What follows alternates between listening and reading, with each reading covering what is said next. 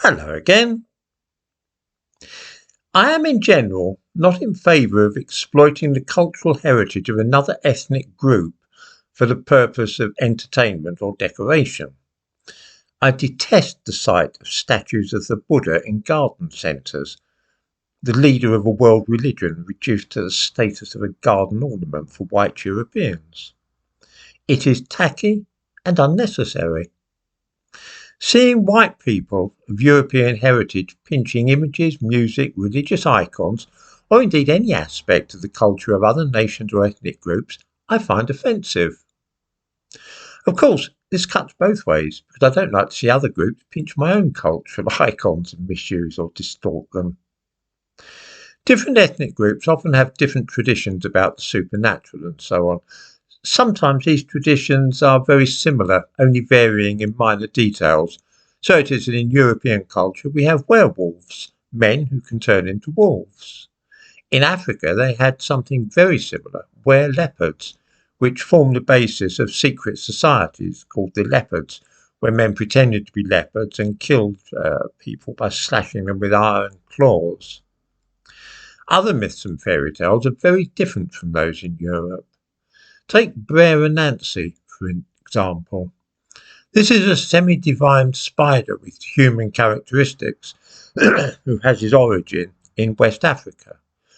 Anansi is a very tricky customer, rather like Loki, the Norse god. Now, I wouldn't like to see white people fool around with the Anansi stories or alter them so that they feature white people. This is exclusively African and later Caribbean folklore, and it belongs to that culture.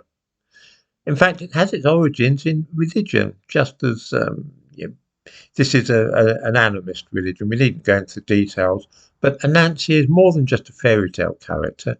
He was actually a divine being in the West African myth system.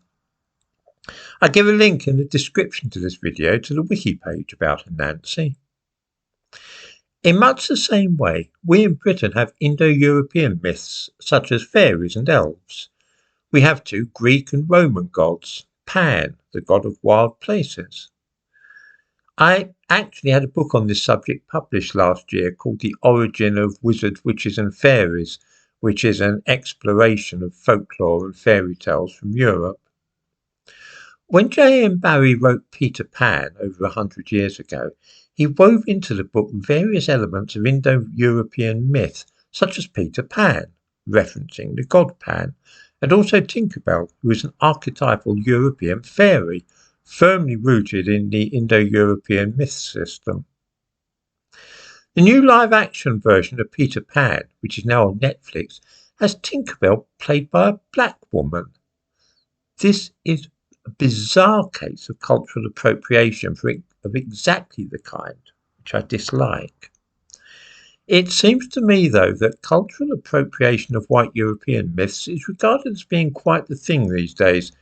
This is far from the first example which I have lately seen. I believe that it would be crass and awful to make a film of the Brer and Nancy stories and to feature white actors in the major parts. These stories are rooted deep in West African culture and religion, and it would be as bad as using Buddha as a garden ornament.